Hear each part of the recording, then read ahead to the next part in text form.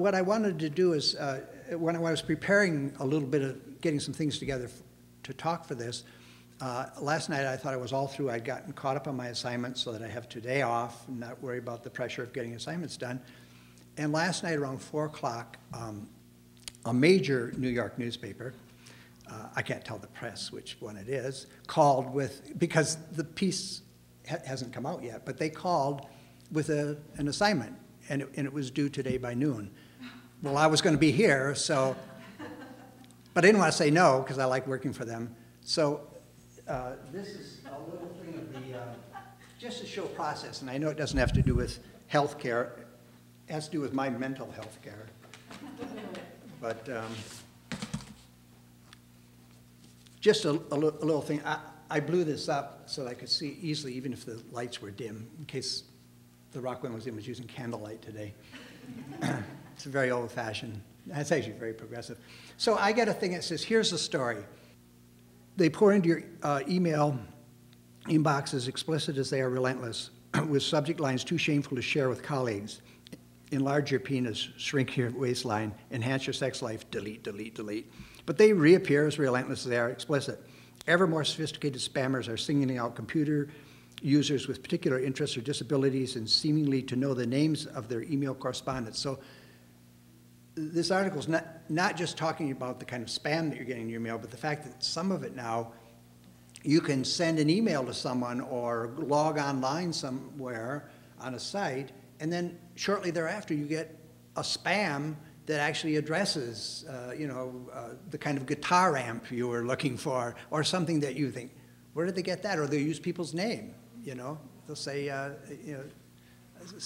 this is Stephanie from the Rockwell Museum. So anyway, when I got this assignment, and I knew I was under the gun to work fast and do what I do best, I thought if I have someone sitting at a computer and I've already done illustrations and so have many other people of things flying out of the computer, lots of spam and everything, but I didn't want to just do that because I'd already done it many times, and I wanted to address this personal aspect. But how do you do that? I mean, that's the thing about an illustrator. You're sitting there looking at this it's an interesting topic, but what do I do to not just do an illustration? And as Stephanie pointed out, Rockwell did pretty literal representations of what was going on, and they're absolutely beautiful. But that's not what I do, and it's not interesting for me to do that. Sometimes I'm asked to do that. So this is my first one, and I'll pass it around if you want to look at it. So this is a blown-up thing of my sketch, and I decided, let's see, what could I do? They're talking about the penis enlargement here. So I thought, well, you obviously can't show that, but I could show enlarge your puny 7-inch bill. So I have a little, and they say images come up often. So I have this short bill, this very long-billed critter saying that, and very apprehensive bird. It's a duck kind of bird. My ducks and geese are very much the same. And so they loved it, but the editor said, it's hilarious, this is so good.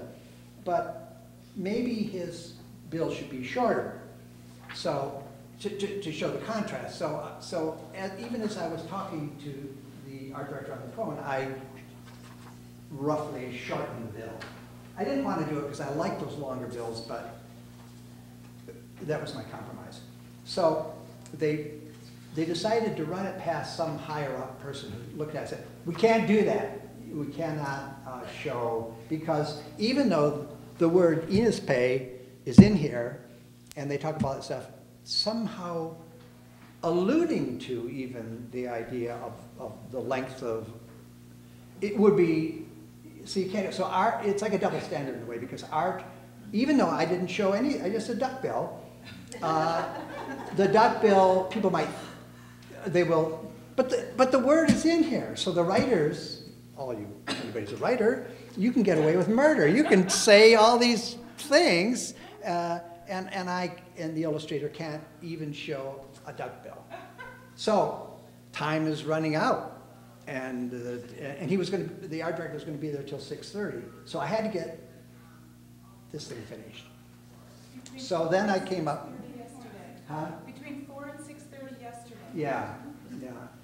I had to get it, a sketch approved, then I could ink it in, so I was up till, I don't know what time, 10 o'clock or something, you know, doing the finish finally.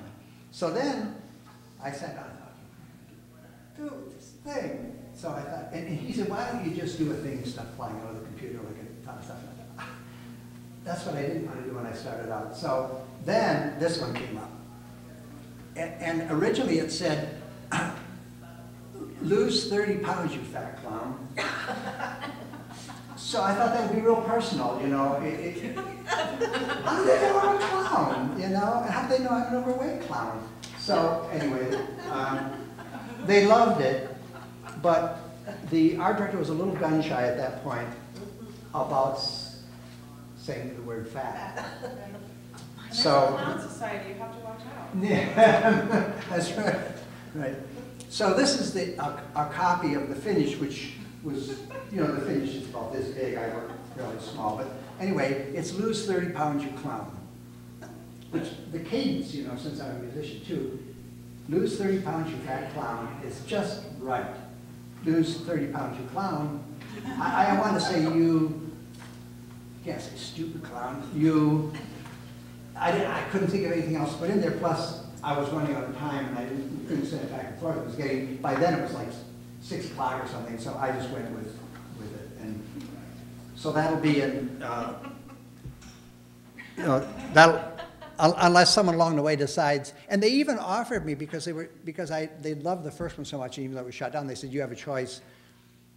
You can get a kill fee, and we'll just, you know, we'll throw a photo in there or something, or if you want to take another shot at it. And then it was a challenge. Then I had to come up with something. So I'm actually as delighted with this one. I wish they could have said, you fat clown, but just because of the cadence, not because of anything else. Elwood, is that a typical turnaround time frame for an assignment these days? No, but it is for newspapers in particular, because they may have, two things may have happened. They may have gotten the story suddenly, one story got killed and another one popped up, and they needed art, so they call it the last minute. Sometimes they get someone else to do it, and the person turns in an idea they don't like. And so they call, let's see, who do we know who can turn it around fast? And so I'm not sure why, but usually they don't call that late. But it's newspapers pretty often. They'll call with a turnaround that's either due the next day or sometimes due the same day. They'll call in the morning and it's due by 4 that evening. When will that run? Have they told you? I'm not sure. It went into their hands today, so it won't run today. I imagine it's the weekend. It's the New York Times, but don't. We knew that. We knew that. But don't. You know, I'd hate to have something appear like, you know, somewhere about this before they actually produce it, because they might be really annoyed with me. You know, but it was so much fun. I mean, in a way, this kind of thing is a challenge for me, and it's quite heady. You know, to kind of get the mojo working, you know, to see if I can do it, you know.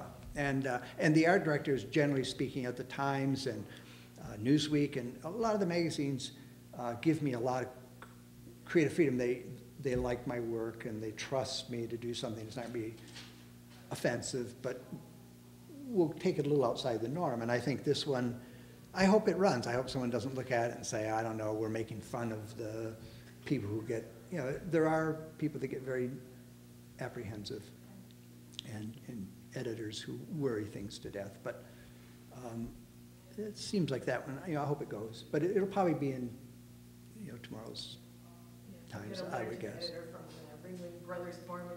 That's right. Association. Right. I should have done that one on Velvet. Who did the clowns on Velvet? There was a famous clown. Well, Red Skelton did them, right? He was a painter. Kelly, his name was. Emmett Kelly. Very good, thank you. Yeah, he did clown paintings. How appropriate. Yeah, very scary. Yeah, they were. Well, who else? There was a famous. Red Skelton used to paint clowns. Right, yeah, I mentioned him, and there was a serial murderer who dressed as a clown. Who was that one? The guy in Chicago? He killed a whole bunch, they dug up tons of people in his basement and everything. Huh? Women he killed. Yeah, and he dressed as a clown. So don't trust clowns. Well, as I said, they're even putting them on Law and Order and CSI now. That's right, they should.